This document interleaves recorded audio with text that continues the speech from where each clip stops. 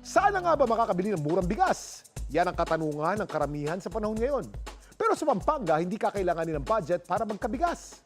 Yan ang kwentong kalye ni JM Encinas. JM? Kuya Kim, dito sa Angeles City, Pampanga, wala raw plastikan sa pangongolekta ng plastic na ipapalit nila sa bigas.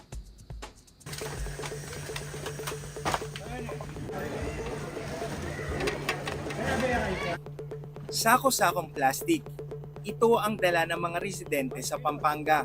Si Aling Analisa, kasama ang kanyang mga kapitbahay, nang hiram pa ng motor para madala ang mga nakolektang plastic. Ang 1 kilong plastic kasi ay katumbas ng 1 kilong bigas. Maganda yung bigas, kahit walang ulam basta may bigas. Kailangan namin yung bigas. May estudyante ako. Yung trabaho ko, manicure lang. Sa barangay Ninoy Aquino naman, pinilahan din ito ng mga residente. Iniipon namin sa kinukuha namin sa kanto. Ay, importante, number 1 sa amin po yan. Walang pambili ng pangkas namin eh. Bahagi ito ng Walang Plastikan Plastic Palit Bigas Project ng kanilang lokal na pamahalaan. Paraan daw nila ito para maayos ang pagpapatupad ng plastic waste segregation at pagtuturo sa mga anghilenyo ng pagre-recycle.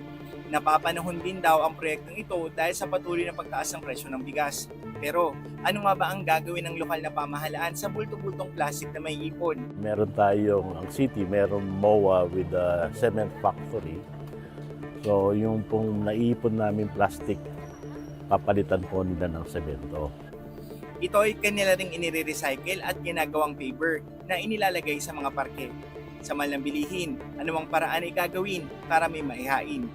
At sa Pampanga, ang dami ng bigas na maiuwi sa pamilya nakadepende sa sipag at tamang pag-iipon ng plastic.